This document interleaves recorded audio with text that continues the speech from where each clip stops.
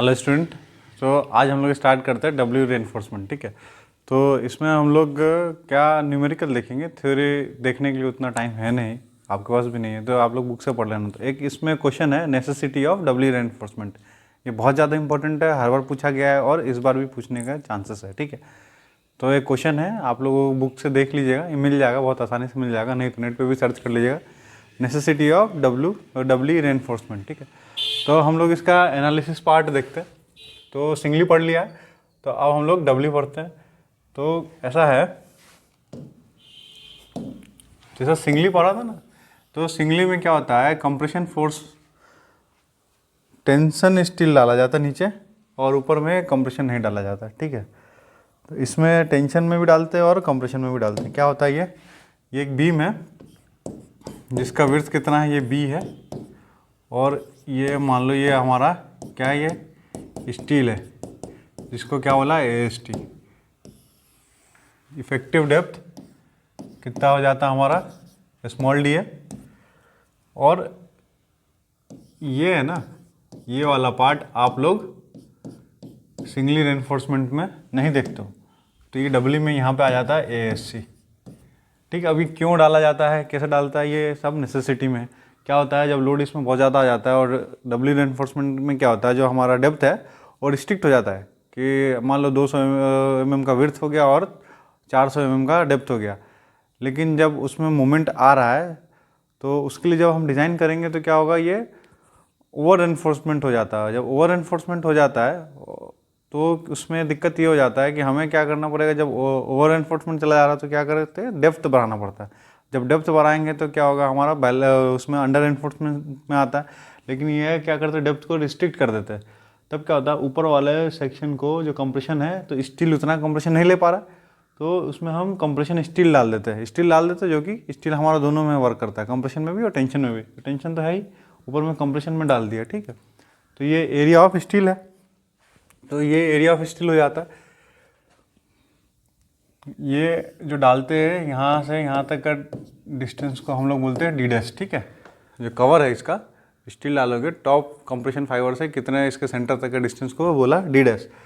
ये क्या हो जाता है, हमारा न्यूट्रल एक्सिस हो जाएगा, जिसको NA बोलते हैं, neutral axis, actual depth of neutral axis. ठीक है, अब इसको डिज़ाइन करते हैं, ये इसको एनालिसिस करेंगे, तो ये इसका एनालिसिस ऐसा है, ये दिखेगा कैसे, देखो, ये अगर हम देखें तो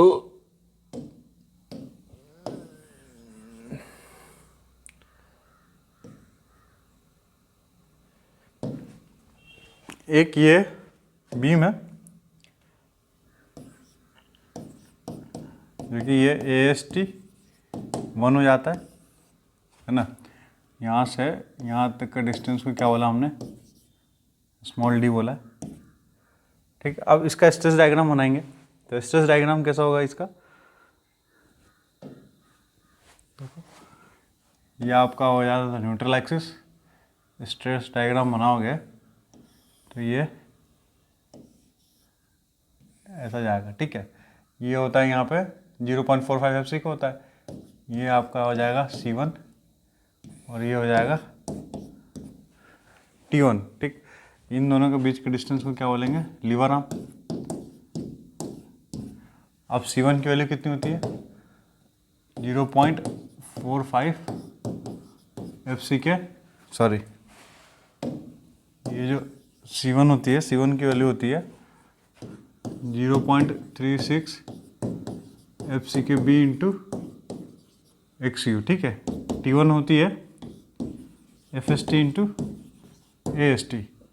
इन दोनों के बीच का डिस्टेंस को क्या बोलते हैं, लीवर आर्म। ये लीवर आर्म है, इसको मिटा दो,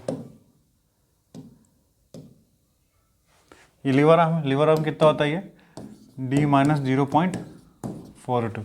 ये कहाँ से आता है, ये सिंगली से आएगा। ठीक है, अब इसमें क्या करेंगे, डब्ल्यू कैसा होगा, ये तो सिंगली जैसा करते हैं वैसा आ गया, प्लस इसमें जगह मेरे पास कम है, तो देखो थोड़ा मैं इधर ले जा रहा हूँ, देखो इसी में क्या किया मैंने,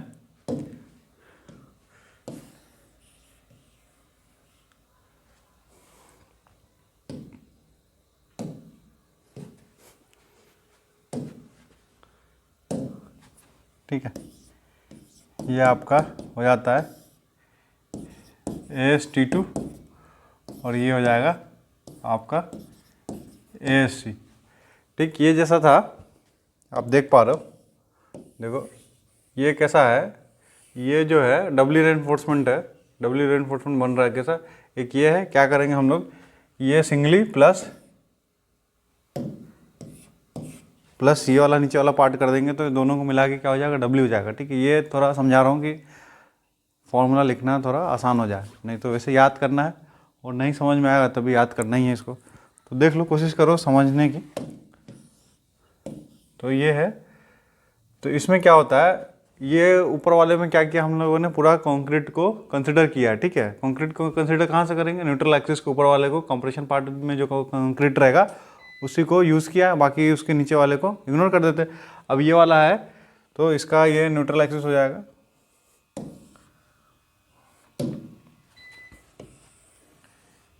ये क्या होगा, न्यूट्रल एक्सिस हो गया। ठीक है, ये न्यूट्रल एक्सिस के ऊपर वाले को कंक्रीट, इसमें क्या कंक्रीट है नहीं, तो इसका स्ट्रेस डायग्राम ऐसा बनता है। देखो ये है ना, यहाँ पे लगेगा C2, यहाँ पे लगेगा C, यहाँ पे लगेगा C2 और यहाँ पे लगेगा T2। इन दोनों को बीच का डिस्टेंस को क्या बोलते हैं, लीवर आर्म। ठीक है, अब ये C1 कितना आएगा, ये C2 हो जाएगा, ये C2 क्या है, स्ट्रेस लग रहा है, स्ट्रेस किस में लग रहा है, स्टील की वजह से, तो FSC इंटू ASC। स्ट्रेस कौन सा है, कंप्रेशन स्ट्रेस लग रहा है, ये स्टील है कंप्रेशन जोन में, तो कंप्रेशन जोन का स्टील है, उसकी वजह से इस स्टील में क्या आएगा, स्ट्रेस जब डेवलप होगा, कौन सा, कंप्रेसिव स्ट्रेस डेवलप होगा, तो वही है FSC, stress, compressive stress in compression zone in steel. ठीक है, इंटू ASC, ASC क्या है, area of steel in compression zone, तो ये स्ट्रेस है, एरिया का मल्टीप्लाई किया तो फोर्स हो गया, तो ये तो इतना हो गया। लेकिन ये जो लग रहा है, ये जब स्टील डाला है तो इसके जगह पे पहले कंक्रीट था, तो अब ये हटेगा ना कंक्रीट वहाँ से, तो माइनस हो जाएगा, माइनस कंक्रीट का स्ट्रेस कितना होता है, 0.45 FC के, ये तो कंक्रीट का स्ट्रेस हो गया, और इंटू ये एरिया माइनस हुआ, कौन सा एरिया, ASC वाला, तो ये इंटू ASC। तो इसको कंबाइन फॉर्म में लिखेंगे तो क्या हो जाएगा, ASC को बाहर करो तो ये हो जाएगा FSC माइनस 0.45 FC क्या, माइनस 0.45 FC के। ठीक है, तो ये तो इसका हो गया। अब हमें इसका लिखना है टेंशन का, तो टेंशन का क्या होगा, FST इंटू AST2, ये AST2 है, तो ये FST स्ट्रेस हो गया स्टील का, into area of tensile reinforcement, तो AST हो गया। ऊपर क्या लिखा था हमने, ऊपर में AST1 लिखना भूल गए थे, तो ये AST1 करो, ये क्या है, AST1 है। ठीक, तो समझ में आया। अब इन दोनों को जोड़ दो, ऐड कर दो। तो अब मैं आप लोगों को दिखाऊं इसको थोड़ा छोटा करके, नहीं होगा, ये हो जाएगा, थोड़ा दिक्कत हो रही क्या,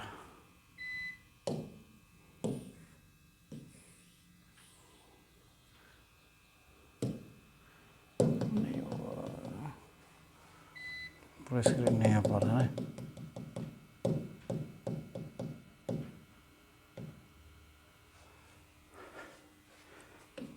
ठीक है, तो आप देखो इसको क्या है, ये टोटल था, तो हमने एक सिंगली में कन्वर्ट किया और नीचे जो स्टील बच रहा है ना, ASC और AST2 उसको लिखा। ये जो होता है हमारा नॉर्मल, इससे यहाँ पे क्या होता है, यहाँ पे होता है 0.45 FC के। ठीक है, ये 0.45 FC का होता है स्ट्रेस, उसकी वजह से ये C1 आ जाएगा, और C1 आएगा तो T1 आ गया, इन दोनों के बीच का लीवर आर्म हो गया।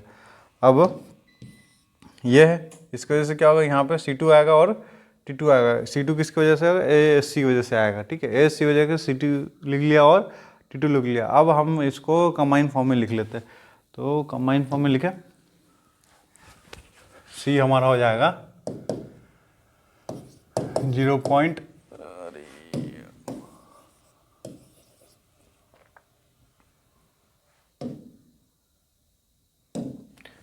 0.36 FCKB इंटू XU,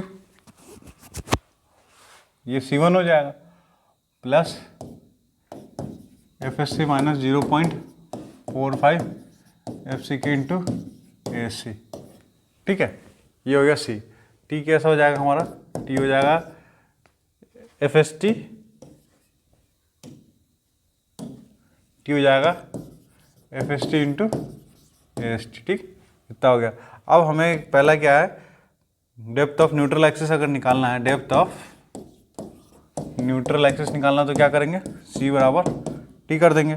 दूसरा में क्या है, हमें क्या निकालना, मोमेंट ऑफ रेजिस्टेंस। ठीक है, मोमेंट ऑफ रेजिस्टेंस M निकालना है, तो क्या होगा, C इंटू लीवर आर्म हो जाएगा और T इंटू लीवर आर्म हो जाएगा। ठीक है, तो लिख लो, C मतलब 0.36 FCKB इंटू XU, ये ठीक है, ये हमारा जो सिंगली रेनफोर्समेंट में जो पढ़ा है वहाँ से आया, इंटू लीवर आर्म, इसका क्या होता है, D माइनस 0.42 XU, प्लस में कौन सा, जब हम कंप्रेशन रेनफोर्समेंट डाला है उसकी वजह से कंप्रेशन स्ट्रेस डेवलप हो जाएगा, तो कंप्रेशन स्ट्रेस की वजह से हमारा C2 कंप्रेशन फोर्स आ रहा था, वो लिख लो। तो क्या हो जाएगा हमारा 0.45 FCK FSC minus 0.45 FCK into ASC into, अब ये लग कहाँ से रहा है, D माइनस D डैश। ये दिखाओ कैसे हो रहा है, ये देखो, ये लग रहा है, देखो ये कितना था आपका, यहाँ से यहाँ तक D डैश, यहाँ से यहाँ तक D। ठीक है, तो अब ये कितना हो जाएगा, ये पूरा D है, इसमें D डैश चलाएगा तो ये हो D माइनस D डैश। ठीक है, आया समझ में, तो ये वहीं से लिखा है, तो ये हो गया D माइनस D डैश। एक तो ये हो गया, इसकी वजह से अगर हम कंप्रेशन की वजह से लिखा और टेंशन की वजह से लिखेंगे तो क्या हो जाएगा, T इंटू लीवर आर्म, तो ये T कितना होता है, FST into AST, lever arm कितना हो जाएगा, D माइनस 0.42 XU। लेकिन कोशिश करना ये है कि ये वाले टर्म से हम लोग निकालें। ठीक है, ये वाले टर्म से निकालें। अब इसको करने के लिए क्या है, देखो आपको पता क्या क्या रहेगा इसमें, देखो FC का पता है, B भी पता है, XU भी पता है, XU depth of neutral axis निकाल लोगे, ultimate depth of neutral axis, D भी पता रहेगा, सब पता रहेगा। पता क्या नहीं रहेगा, वो FSC नहीं रहेगा। ठीक है, क्या नहीं पता रहेगा, FSC नहीं पता रहेगा। अब ये FSC क्या है, स्ट्रेस है, कहाँ का, कंप्रेशन पे। तो अभी ज़्यादा डिटेल में तो मैं बता नहीं पा रहा हूँ टाइम की कमी की वजह से। तो देखो ये FSC कैसे आप कैलकुलेट कर सकते हो, ये D बाय D डैश रहता है। ठीक है, D मतलब actual depth of neutral axis है, और इफेक्टिव डेप्थ ऑफ B में D, और D डैश है depth of compression reinforcement from top. देखो D डैश कहाँ से है, ये वाला है,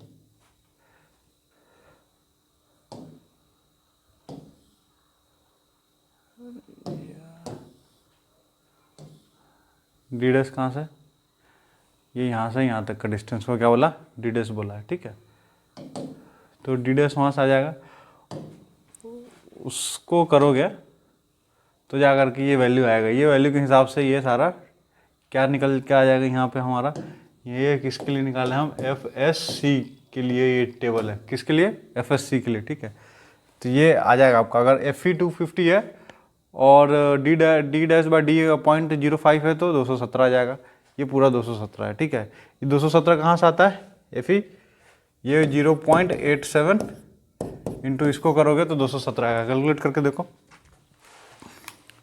0.87 इंटू 250, 217.5 आया तो 217 लिया। अब इसमें क्या है, 0.87 FY होता है ना, वही है। अब 415 में 0.87 करो तो कितना होता है, 361 होता है। तो ये 355 से लेकर के 329 तक है। अब ये 0.87 FY क्यों नहीं लिया इसमें, ये सारा चीज़ है ना, इसमें 0.87 FY इसलिए नहीं लगा क्योंकि देखो थोड़ा बता ही देते हैं, नहीं तो दिक्कत आता रहेगा तुम लोगों को। देखो ये है ऐसा। अगर हम इसको स्ट्रेस डायग्राम है ना, तो इसको अगर वो बनाओ, ये आपका क्या हो गया, AST हो गया, ठीक है। ये क्या हो गया आपका, ASC हो गया, ये न्यूट्रल एक्सिस हुआ, ठीक। ये मैं जल्दी बता रहा हूँ समझने के लिए बस।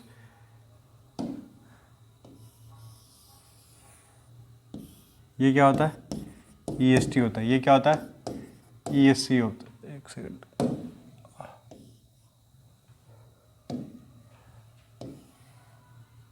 ये क्या होता है, ESC। ये 0.0035 यहाँ पे, और यहाँ पे कितना होता है 0.002। कैसे, ये देखो यहाँ पे क्या लगता है, T लगता है, और ये ऐसा जाता है, तो ये ऐसा जाता है, ठीक है। ये पैराबोला जा रहा है, यहाँ पे 0 है स्ट्रेन। ये कब तक जाएगा, कुछ उल्टा बना दिया ना मैं, जल्दी जल्दी के चक्कर में ना गलत हो जाता है।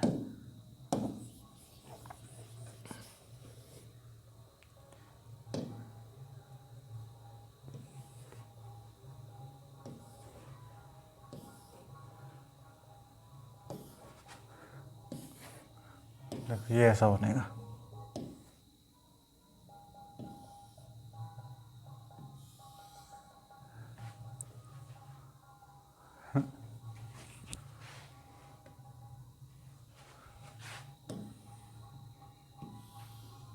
देखो ये होता है 0.45 FC का होता है, ठीक है। अब यहाँ पे स्ट्रेन 0 है, ये कहाँ तक जाएगा, ये ऐसा, ये 0 पॉइंट यहाँ पे ख़त्म हो जाएगा। पैराबोला कहाँ तक ख़त्म होगा, 0.002 से। इसके बाद क्या होगा, ये लाइन स्ट्रेट चला जाता है कहाँ तक, 0.0035, ठीक है। तो ये स्ट्रेन कितना है, यहाँ पे 0.002 है, और यहाँ पे 0.0035।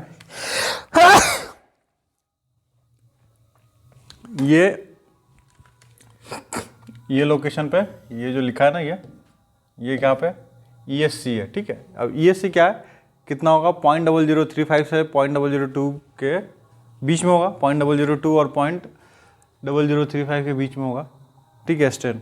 लेकिन अगर हम निकालते हैं ना, स्ट्रेन निकालने का फॉर्मूला क्या था, EST क्या होता है, 0.002 प्लस 0.87 FY/ES, ये होता है 0.87 FY/ES होता है, ठीक है। ये तो यहाँ का आ गया।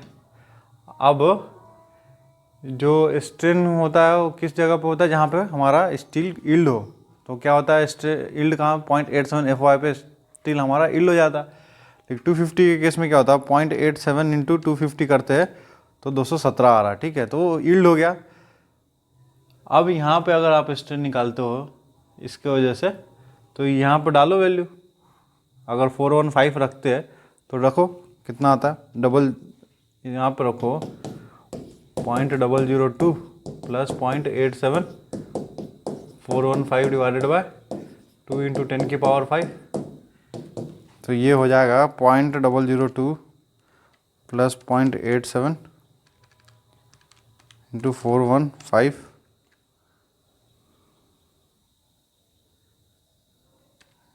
Divided by 2 into 10⁵। तो ये आएगा 0.0038, ठीक है। तो 415 के लिए कितना आएगा, 0.0038 आ गया। तो यहाँ पे 0.0038 आएगा स्ट्रेन, ठीक है। तो लेकिन इसकी लिमिट कितनी होनी चाहिए, 0.002 से लेके 0.035। तो अब किसका, ये 415 का 500 का करोगे तो इससे भी ज़्यादा आएगा। लेकिन लिमिट क्या कर रहा है कि 0.0035 से लेकर के 0.002 के बीच में होना चाहिए। लेकिन यहाँ हमारा 38 आ रहा, मतलब एक्सीड कर गया। एक्सीड कर गया तो जो हम स्ट्रेस लेते थे 0.87 FY, जो लेते थे ना यहाँ पे 0.87 FY, वो क्यों लेते थे, क्योंकि यहाँ पे स्ट्रेन की वैल्यू है ना, ये यील्ड हो जाए। तो अंडर रेनफोर्समेंट के केस में क्या होता है, हमारा ये जो है ना, ये इसका यील्डिंग हो जाता है, ये वाला यील्डिंग नहीं होता है ऊपर वाला, तो ये वाला यील्ड हो जाता है, उसले लेते। अब इसको यील्ड होने के लिए इसमें जान बहुत बची हुई है, तो ये स्ट्रेन के लिए बहुत ज़्यादा आ रहा है, इन दोनों के बीच में तो पूरा पूरा 0.87 नहीं लेंगे तो कुछ कम लेंगे, तो वही है। देखो समझ में शायद आ रहा है कि नहीं आ रहा, पता नहीं, मेरे को समझ में तो आ नहीं रहा है, तुमको आ रहा है कि नहीं आ रहा है। तो ये वैल्यू कम है, ठीक है। अगर 0.875 करोगे तो नहीं आएगा, ये टेबल है। अब ये एग्ज़ाम में क्या होता है, ये टेबल दिया अगर होगा तो इससे कर लेंगे, अगर नहीं दिया है तो क्या करोगे, अगर नहीं दिया रहेगा तो ये अज्यूम कर लेना, क्या FSC अज्यूम करना है। अगर FE 250 है तो कर ही सकते हो, कितना 0.87 FY कर सकते हो। ये क्या हो जाएगा आपका, ये हो जाएगा आपका FSC, ठीक है। अगर FE 415 है तो आप FSC कितना अज्यूम कर लेना, सारे 300 यूनिट होता है इसका MPa, ठीक। अगर FE 500 है तो FSC अज्यूम कर लेना 420, ठीक है। इस तरह अज्यूम करके आप क्वेश्चन को प्रोसीड कर सकते हो, अगर ये टेबल नहीं दिया हो तो, ठीक। देखो इसका 500 का कितना लिखा था हमने, 420, तो 424 है, 412, 400, 395, 370, तो हमने 420 ले लिया। इस कंडीशन में 415 के लिए हमने साढ़े 300 ले लिया, ठीक है। उससे कम लेना है, उससे ज़्यादा नहीं लेना है,